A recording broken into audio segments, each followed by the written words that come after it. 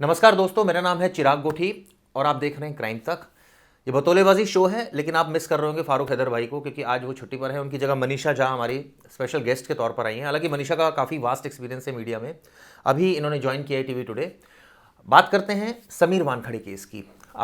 हमने लगातार दिखाया आपको किस तरह से समीर वानखड़े केस को लेकर एक अलग टाइप का जांच चल रही है। आर्यन केस तो चल ही रहा है और एक तरफ समीर वानखड़े केस की जांच चल रही है। मनीषा, आपको मैंने कहा था इस पर कुछ रिसर्च करना, कुछ अलग रिसर्च करी। आज नवाब मलिक के कई बयान आए हैं। बिल्कुल, और उन्होंने आज ट्वीट भी किया है। उन्होंने कुछ स्क्रीनशॉट्स आज शेयर किए हैं जिसमें उन्होंने समीर वानखेड़े की साली को भी आप इस पूरे मामले में वो लेकर आ गए हैं।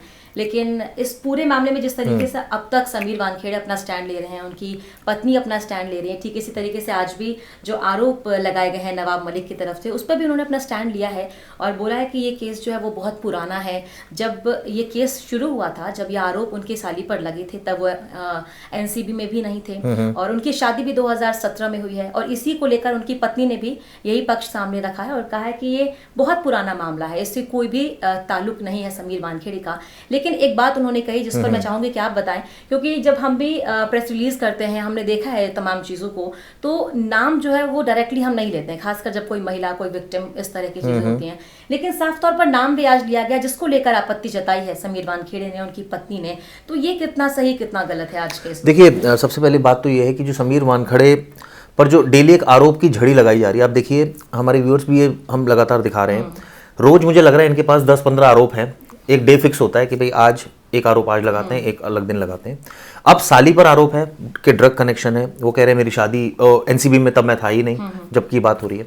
लेकिन कहीं ना कहीं कई सारी चीजें ऐसी हैं जो इस पूरे मामले में ये तो शक पैदा कर रही है कि कुछ ना कुछ दाल में जरूर काला है। क्योंकि पहले हिंदू हैं आप, उसके बाद आप मुस्लिम बन गए हैं, शादी की आपने, उसके बाद आप जो है वो SC/ST जो सर्टिफिकेट लेकर जो आरोप लगाए जा रहे हैं कि आपने जॉब हासिल की उसके बाद एनसीपी में।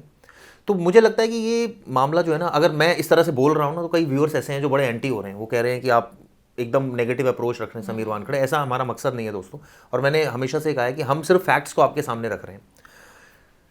ये एक ऑब्वियसली सीनियर ऑफिसर है एनसीबी के, और ऐसे में अगर आरोप एक मंत्री लगा रहे हैं तो ऐसा नहीं है कि वो हवाई में आरोप लगा रहे हैं, जो मुझे लग रहा है।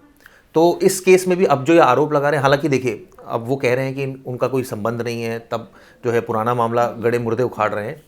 तो इसको इस सेंस में देखा जाना चाहिए। जहां तक जांच की बात है, तो जांच तो विजिलेंस कर ही रही है। ये तो आपकी और मेरी कहने की कोई बात ही नहीं है। जो विजिलेंस जांच कर रही है, विजिलेंस की जांच पर कुछ थोड़ा प्रकाश डालिए कि वहां इन्वेस्टिगेशन किस लेवल की गई। क्योंकि जो आरोप लगे थे इन पर, ये लगे थे कि वसूली की है इन्होंने कुछ। हाँ, जिस चीज को लेकर वो लगातार जांच कर रहे हैं, वो उसमें खुद ही घिरते हुए नजर आ गए। तो जाहिर सी बात है, लोग जिस तरीके से आपने बोला कि हम एंटी हो रहे हैं, ऐसा तो कुछ नहीं है। क्योंकि हम तो जो जांच चल रही है हम सिर्फ सामने रखते हैं, हम सिर्फ उसको एक तरीके से नजर बनाए रखे हैं, हम देख रहे हैं और आपको भी दिखा रहे हैं। तो ऐसा कुछ नहीं है कि एंटी हो रहे हैं, पर जो जांच चल रही है उस पर भी हम आरोप नहीं लगा सकते, सवाल नहीं उठा सकते। क्योंकि देखिए किस तरीके से उनको कई मामलों से हटाया गया, जहाँ से ट्रांसफर की भी जो बात है वो सामने आई थी। हालांकि उन्होंने खुद कहा है कि मैं तो अपनी मर्जी से हटाऊं। उन्होंने कहा मैं तो खुद ही कहा था कि मुझे नहीं रहना इस जांच में। लेकिन मतलब वही है कि जांच जो है वो चल रही है, उस पर भी शक नहीं उठा सकते, हम नहीं शक कर सकते हैं। और समीर वानखेड़े तो अपना स्टैंड ले ही रहे हैं। तो मतलब सब अपना अपना काम कर रहे हैं और ऐसे दर्शक भी अपना काम कर रहे हैं। वो भी कहीं ना कहीं चीजों को आकलन करने की कोशिश कर रहे हैं कि क्या सही है, क्या गलत है। हालांकि इस पूरे मामले में जांच चल रही है। आपने कहा कि डे भी फिक्स है कि किस तरीके से वो डेली एक एक आरोप जो है वो लेकर आ रहे हैं। तो ये लग रहा है आपको कि घिरते हुए नजर आ रहे हैं? क्योंकि हमने तो ये बताया था स्टार्टिंग में कि वो कितने अच्छे तेजतर्रार ऑफिसर हैं। देखिए, ऐसा होता है जब आप काम कर रहे होते हैं, किसी भी एक बहुत ही प्राइम पोस्ट पर होते हैं, अगर इस तरह के आरोप लगते हैं तो ऑब्वियसली शैटर्ड होता है कोई भी इंसान होगा। अब उसकी फैमिली सामने आ रही है, उनकी वाइफ सामने आ रही है, उनके जो है वो और रिलेटिव सामने आ रहे हैं, तो ये एक प्रॉब्लम तो है। लेकिन सवाल यही है ना कि अगर मैं तो पीछे भी मेरी जब डिस्कशन हुआ, हमने ये बात बोली कि अगर बहुत ज़्यादा सबूत हैं नवाब मलिक के पास, तो जाएं वो कोर्ट, चले जाएं। क्या किस बात का वेट हो रहा है? और अगर समीर वानखड़े को लग रहा है कि वो निर्दोष हैं, तो अगर उनकी मानहानि हुई है, वो चले जाएं। इसमें कितनी देर लगती है भाई? आप इतने सीनियर ऑफिसर हैं, अगर वो आदमी गलत फैक्ट्स आपके सामने रिप्रेजेंट कर रहा है, तो आप, ऐसा तो नहीं है कि हम सुनते रहेंगे या हम जवाब ही देते रहेंगे। जाए कोर्ट। अच्छा, आपने मानहानि की बात कही, तो समीर वानखेड़े के पिता ने अब मानहानि का केस दायर किया, क्योंकि उन्होंने कहा कि सार्वजनिक तौर पर महिला का नाम सामने आ रहा है, तो उसको लेकर उन्होंने 1,25,00,000 मानहानि का केस दायर किया। लेकिन इस पर भी अब चुटकी ली गई है कि जो व्यक्ति इतनी महंगी शर्ट पहनता है, जिसकी लाइफस्टाइल इतनी ज्यादा है, उन्होंने इतने कम अमाउंट का जो है वो मानहानि का केस केस क्यों दायर किया, तो ये भी थोड़ा सा इंटरेस्टिंग है इस मामले में। क्योंकि हमने शुरू में ये भी बताया था, ये नवाब मलिक के आरोप थे कि वो इतनी महंगी ब्रांडेड वो पहनते हैं, उनका आप लोखंड वाला चले जाइए जहाँ से मैंने खरीदी है। लेकिन हमने इस बात पे भी डिस्कस किया था कि किस तरह से एक IPS ऑफिसर हो या इतना सीनियर ब्यूरोक्रेट हो जो इतनी प्राइम पोस्ट पर बैठा हो, तो ये तो बट ऑब्वियस है कि उसके पास बहुत ऐसे लोग आते हैं मिलने के लिए, उससे बातचीत करने के लिए, जो कहीं ना कहीं मुखबिर भी होते हैं, जिनको सोर्स मनी भी दी जाती है, और कहीं ना कहीं अब एक लिमिटेड सैलरी होती है एक IPS ऑफिसर की, लेकिन उसका रुतबा इतना बड़ा होता है कि एक मर्सिडीज वाला भी उसके पैरों में गिरा रहता है, सच्चाई है। तो ऐसे में अब उनके पास कमी क्या होती है? सिर्फ पैसे की। पैसा उतना नहीं होता जितना एक सामने बिजनेसमैन वाले, मतलब ये आधार हो सकता है, ये मैं इस केस की नहीं बोल रहा, लेकिन मैं इन जनरल बोल रहा हूँ कि ये ऐसा होता है, क्योंकि मैंने बहुत क्लोजली बहुत IPS के साथ हम लोग हमने रिपोर्टिंग करी है, बातचीत करी है, तो ये एक परसेप्शन दिखा। और जब आप लाइमलाइट में हैं, आप इतने बड़े केसेस डील कर रहे हैं, बॉलीवुड में आपकी दखलंदाजी है कि आप किसी को भी सम्मान करके बुला रहे हैं, तो आप सोचिए उस आदमी का एक माइंडसेट किस तरह का होगा, वो किस लेवल पर उसका जो है वो चल रहा होगा। क्योंकि वो कहता है कि ये तो चोर है, इतने चोर हैं।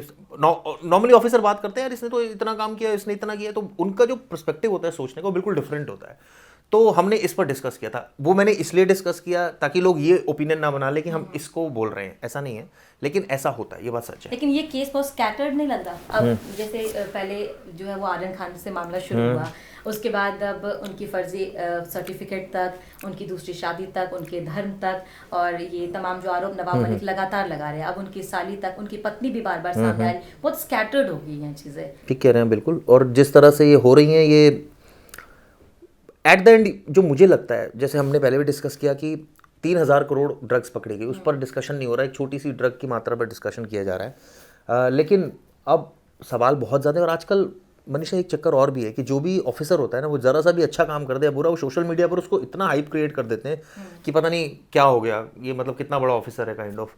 तो ये हाइप भी बहुत ज़्यादा हो गया केस, तो ऐसे में पर्सनलाइज भी बहुत चीज़ें हो गई, पब्लिक फोरम पर आ गई। तो एक तो ये इसकी पिक्चर हमें समझ में आ रही है। एक दूसरी पिक्चर जो आप डिस्कस कर रहे हो, जिस तरह से आप बता रहे हो कि भाई कैसे ये बहुत ज़्यादा बिखरा टाइप हो गए, तो ये तो है ही, ये तो दिख रहा है। और अब आने वाले दिनों में इसका क्या अंजाम होगा ये भी पता चलेगा। क्या पता विजिलेंस ने जो जांच कर रहे हैं, अब क्या निकल कर आता है विजिलेंस में। अगर आप सोचिए विजिलेंस में जांच में ये आ गया निकल कर कि समीर वानखड़े ने ये सारी चीज़ें की हैं, तो आप सोचिए फिर किस तरह से लोग इसको देखेंगे केस को।